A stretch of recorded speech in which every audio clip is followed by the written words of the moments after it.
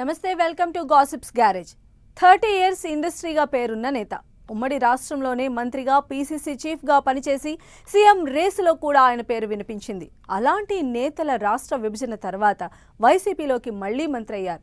మొన్నటి ఎన్నికల్లో fan party ఓడి అసెంబ్లీలో లేకపోయినా మండల్లో మాత్రం అన్నీ తానే నడిపించారు. కానీ హెల్త్ ఇష్యూస్ ఆయనకు ఇబ్బందికరంగా మారాయి. 3 దశాబ్దాలుగా విజయనగరం పాలిటిక్స్కు నేరుగా శాసిస్తున్న ఆయన ఈసారి రూట్ మార్చబోతున్నారట. ఇంతకు ఎవరా సీనియర్ నేత? ఆయన తెర వెనుక మంత్రాంగం ఏంటి?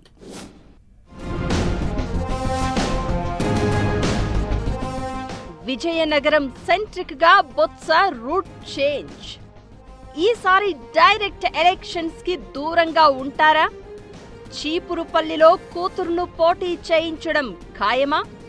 వైసీపీ పవర్లోకి వస్తే కీ రోల్ ప్లే చేసేలా బొత్స వ్యూహాలు. తన అనుచరులకు టికెట్లు ఇప్పించుకుని గెలిపించుకునే స్కెచ్. ఉత్తరాంధ్ర పొలిటికల్ పిక్చర్లో ఆయన పాపులర్ లీడర్. 90s లోనే రాజకీయ అరంగేట్రం చేసిన ఆయన పాలిటిక్స్ లో 30 years ఇండస్ట్రీగా సీనియర్ మోస్ట్ లీడర్ గా గుర్తింపు తెచ్చుకున్నారు. రాష్ట్ర మంత్రిగా, పీసీసీ చీఫ్ గా, ఎమ్మెల్యేగా, ఎమ్మెల్సీగా పాలిటిక్స్ లో బొత్స సత్యనారాయణ మార్కే వేరు. ఉమ్మడి రాష్ట్రంలోనే సీఎం రేసులో సత్యబాబు పేరు వినిపించింది అంటే ఆయన ఎంత సీనియర్ అండ్ పాపులర్ లీడరో అర్థం చేసుకోవచ్చు. రాష్ట్ర విభజన తర్వాత వైసీపీలోకి ఎంట్రీ ఇచ్చిన బొత్స తర్వాత మళ్లీ ఎమ్మెల్యేగా గెలిచి మంత్రిగా బాధ్యతలు నిర్వహించారు. ఇక వైసీపీ ఓడినప్పటి నుంచి మండలిలో అన్నీ తానై అపోజిషన్ ని నడిపిస్తున్నారు. అలాంటి వైసీపీ కీలక నేతను ఈ మధ్య అనారోగ్య సమస్యలు ఇబ్బంది పెడుతున్నాయి. రాజకీయాల్లో ఎన్నో ఎత్తుపల్లాలు చూసిన ఆయన హెల్త్ ఇష్యూస్ నుంచి పూర్తిగా బయటపడలేకపోతున్నారట. ఈ పరిస్థితుల్లో యాక్టివ్ పాలిటిక్స్ చేసేంత రిస్క్ తీసుకోవద్దు అని ఫ్యామిలీ మెంబర్స్ ఆయనను రిక్వెస్ట్ చేస్తున్నారట.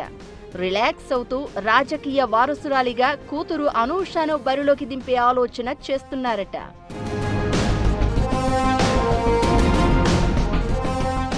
విజయనగరం జిల్లాలో వైసీపీకి సీనియర్ మోస్ట్ లీడర్గా ఉన్న బొత్స ప్రత్యక్ష రాజకీయాలకు దూరం ఉంటారనే ప్రచారం ఊపందుకుంది.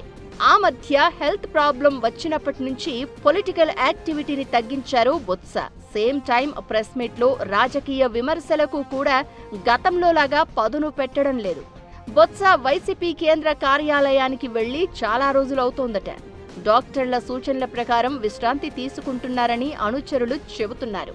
ఈ క్రమంలోనే వచ్చే ఎన్నికల నాటికి తన వారసులను రంగంలోకి దించాలని బొత్స చూస్తున్నారు. బొత్స 5 సార్లు పోటీ చేసి 3 సార్లు గెలిచి ఆ 3 సార్లు మంత్రిగా పనిచేస్తూ ప్రాతినిధ్యం వహించిన నియోజకవర్గం చీపురుపల్లి. పైగా బొత్స అనుచరులు, బంధువర్గం అంతా ఇక్కడే ఉంటుంది. ఆ సీటు మీద చీపురుపల్లి ప్రజలతో ఉన్న అనుబంధాన్ని వదులుకోవడానికి బొత్స ఇష్టంగా లేరట. అందుకే తన అనుచరులతో పార్టీ యాక్టివిటీ నడిపిస్తున్నారట. లేటెస్ట్ గా వైసీపీ పెట్రోల్, డీజిల్ ధరల పెంపునకు వ్యతిరేకంగా ఆందోళనలు చేసింది.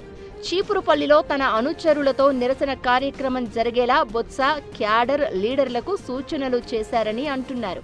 చీపురుపల్లిలో ఎక్కడా తన పార్టీ పట్టు తగ్గకూడదన్నట్లుగా బొత్స వ్యవహరిస్తున్నారని అంటున్నారు. బొత్స కుమారుడు, కుమార్తె ఇద్దరూ డాక్టర్లే. ఇద్దరూ రాజకీయాల మీద ఆసక్తి ఉన్నవారే.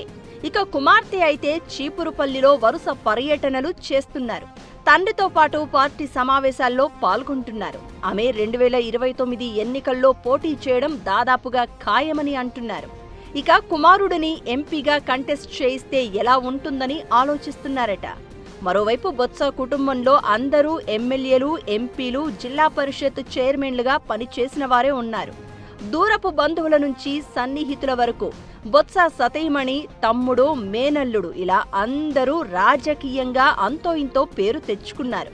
అందుకే చీపురుపల్లిలో తన కూతురు, విజయనగరం ఎంపీగా తన కుమారుడితో పాటు 2029 ఎన్నికల్లో కీలక నియోజకవర్గాలలో తన అనుకున్న వారికే సీట్లు దక్కేలా వ్యూహాలు రచిస్తున్నారట. లోక్సభ, అసెంబ్లీ సీట్ల పెంపు, మహిళా రిజర్వేషన్లు అమలైతే మారే ఈక్వేషన్స్ ను బట్టి సిచ్యువేషన్ బేస్డ్ గా నిర్ణయాలు తీసుకోబోతున్నారట. వచ్చే ఎన్నికల్లో ప్రత్యక్ష ఎన్నికలకు దూరంగా ఉండి వైసీపీ పవర్లోకి వస్తే అవసరమైతే మళ్లీ మండలికి వెళ్లి ఎప్పటిలాగే చక్రం తిప్పేలా బొత్స పావులు కదుపుతున్నారట.